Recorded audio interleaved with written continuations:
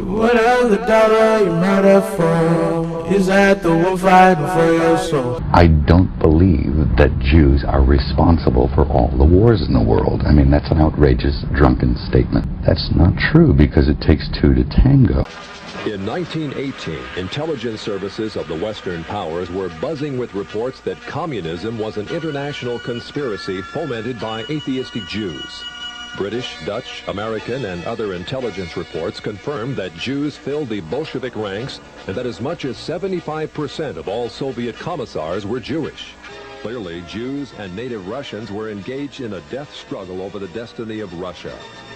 The government's decision to continue the war. It was a fateful decision that ultimately played into the hands of one of the smaller parties, the Bolsheviks. The Bolsheviks condemned religion and old-fashioned values. People were hungry.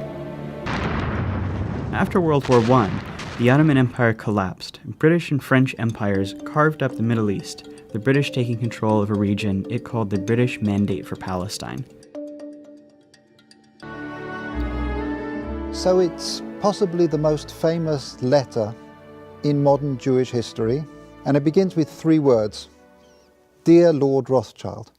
Of 6 movie studios established in the 1920s and run for over 30 years by a group of Jewish immigrants. They had strikingly similar backgrounds. You are 5 brothers. I want you each to start a banking business in a different country. One to go and open a house in Paris, one in Vienna, one in London. Choose the most important centers. The 20s had been so prosperous in so many places, not in the countryside. The farming industry was in very bad shape in the 1920s. But certainly in the cities, it was very prosperous. People were making fortunes on the stock market. And then the crash happened. On Wednesday, October 23rd, 1929, the first waves of panicky selling began to drive down the price of blue-chip stocks. On Friday, with the market apparently stabilized, the banks withdrew their funds. A flood of socialistic Jews entered the FDR administration and helped pioneer the New Deal for America.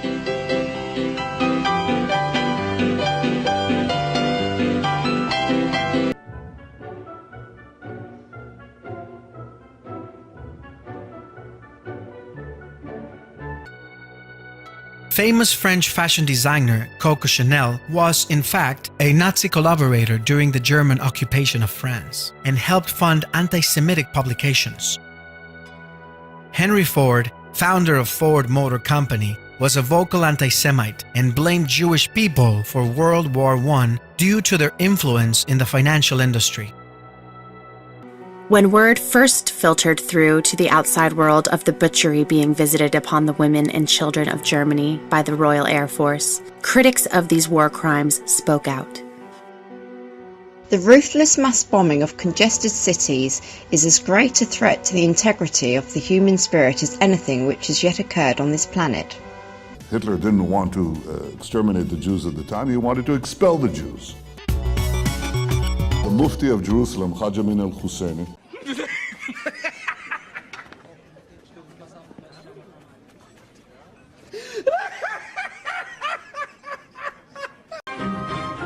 So on November the 28th, 1941, the Grand Mufti was ushered into a private room in Hitler's chancellery. Hitler was told by his advisors that it might be useful in convincing him to help Germany win over the Arab population of the Middle East.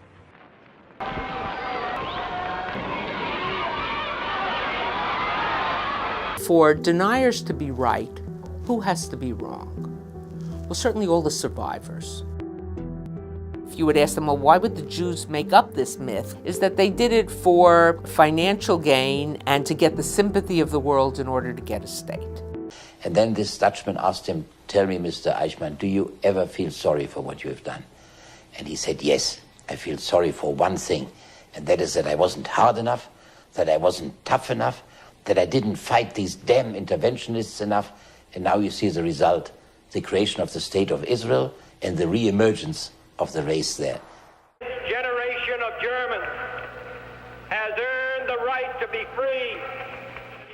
Some 2 decades before addressing crowds in West Berlin as president, John F. Kennedy wrote these 61 diary pages. Kennedy seemed fascinated with Hitler and his place in history, writing, "He had in him the stuff of which legends are made," and within a few years, Hitler will emerge from the hatred that surrounds him now as one of the most significant figures who ever lived. Tonight, concerns that releasing some of that material could pose a national security threat. ABC's chief national correspondent Tom Yamas leads us off from Washington. Tonight, more confusion and drama surrounding the assassination of JFK.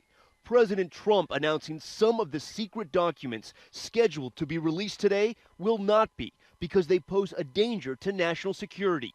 They're gonna kill him. And we'll weep for him in the press.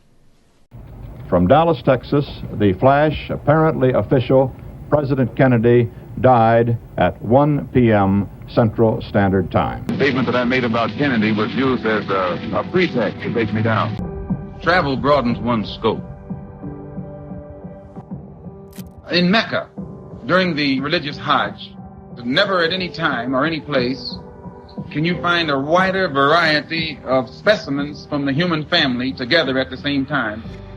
Malcolm X completed a pilgrimage to the Middle East and Africa and said during a Chicago debate that he has had a change of heart about all whites being evil. Assalamu alaikum. Up above, the Israeli military argued about what should happen next and who should sink the Liberty. That Israel can do anything, including murdering 34 American service members in cold blood and attempting to murder every single member of the USS Liberty.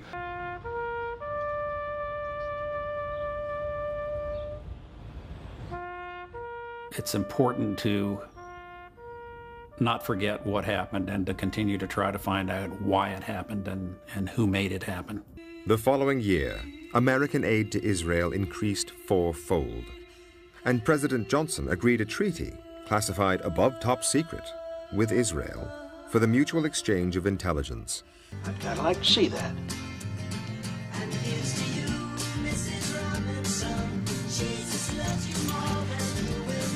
I think that the United States at various times been associated with governments which do not represent the will and the wish of the people, and I think that is most unfortunate. The Vietnam War. In all, 10,000 troops would die that year. The Americans were trapped. They couldn't leave, and they couldn't win. Israeli are criminals, and they are not trusted people. They don't tell the world the truth. They were taken to Palestine as refugees, and then they changed Palestine to become a state of Israel by force of arms given to them by Americans. The Israeli government will provide us with financial and other detailed information relating to the Iran arms sale. We will not publicly disclose information that would affect national security. Auditors admit the military cannot account for 25% of what it already spends. According to some estimates, we cannot track $2.3 trillion in transactions. Rumsfeld promised change, but the next day, the world changed. I cannot believe the sight of Lower Manhattan without the World Trade Center, and therefore we have to rebuild. Saddam Hussein saw 9 American presidents come and go. I, George Walker Bush, do solemnly swear. The September 11 attacks made his execution possible. The war against terrorism could justify anything. The Iraqis did not knock down. It was not Saddam Hussein that knocked down the World Trade Center. Okay, that's just what you said was they lied. They said there were weapons of mass destruction, and there were none, and they knew there were none. There were no weapons of mass. Well, there are a lot of people that think that. There were a lot of people that think, look, bottom line, there were no weapons of mass destruction. The basic cause of the conflict is a sustained occupation of other people's land by the Israelis. Israeli murderers are called commandos. Arab commandos are called terrorists. Contra killers are called freedom fighters. Well, if crime fighters fight crime and firefighters fight fire, what do freedom fighters fight?